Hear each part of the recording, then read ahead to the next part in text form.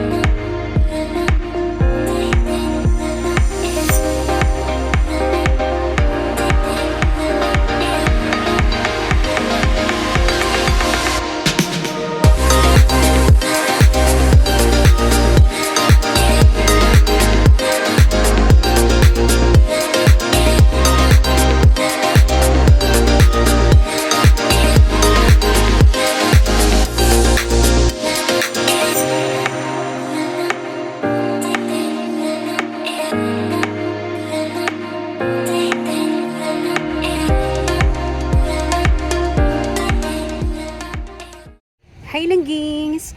Finally, I arrived here at Garin Farm! And I'm so happy to be here! So for my hotel, I went to Mohon Terminal to catch the series bus going to San Joaquin. The fare is 106 pesos and the travel time is about 1 hour and 10 minutes. But if you have a service or a private car, so I guess mga 1 hour lang gid na siya or wala kabot 1 hour. So I still love the place. So let me take you a 2-day farm tour. Char!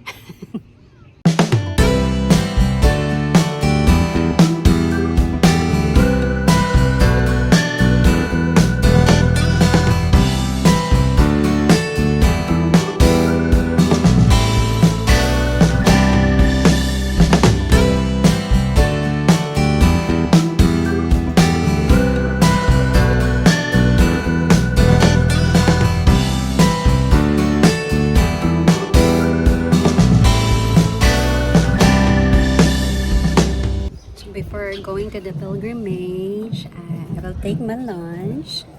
So I have the energy to walk at 1,000 steps. So mapabusog sa ako lang game. So I ordered here sa ilaha pong restaurant diri sa Garin Farm. And look at the view. It's really nice. So I'm gonna take my lunch first.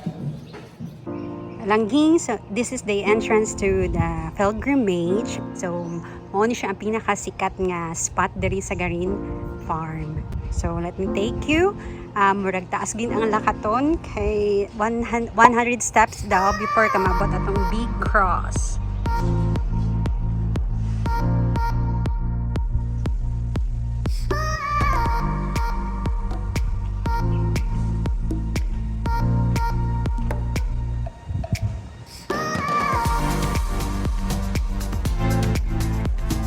Good luck! What time ko maabot diri sa babaw ng Gings? Good luck to me. But I guess it's worth it kung makaadto na ko dito sa point. Good luck to me. 100 steps starts now. Char! Oh my God.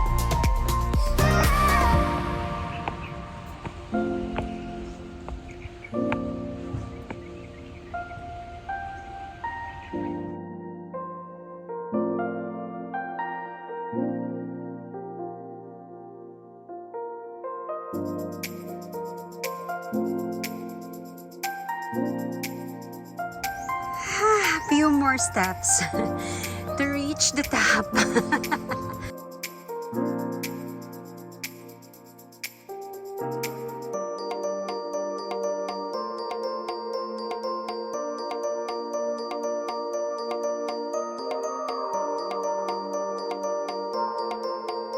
Getting closer.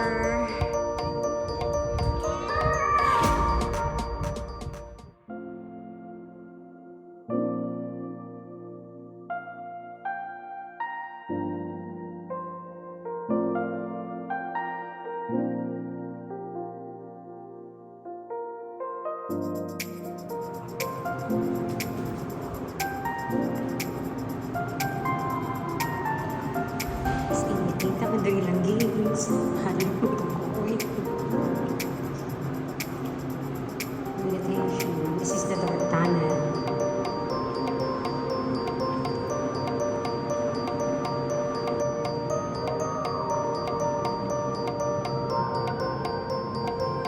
Here's an image of Papa Jesus.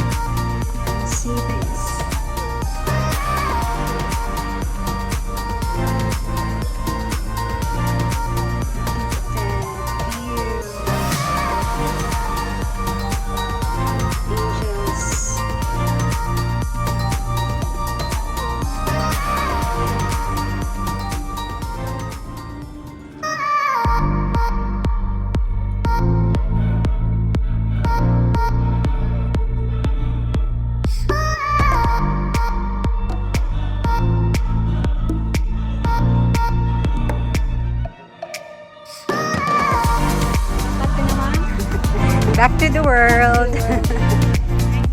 Thank you.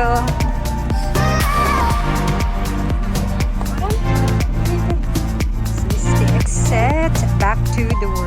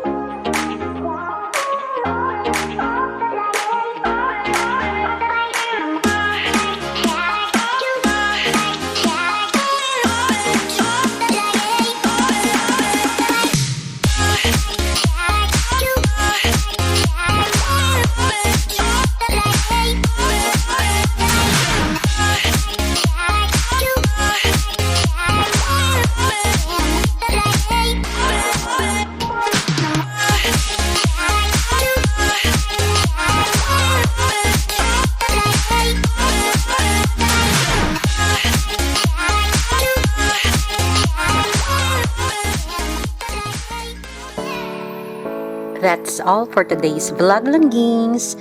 Don't forget to give a thumbs up, subscribe, at hit mo na rin ang bell button para notified ka sa next vlogs ko. Char! This has been Señorita Melbae saying, do what makes you happy, because happiness is always a choice. Bye!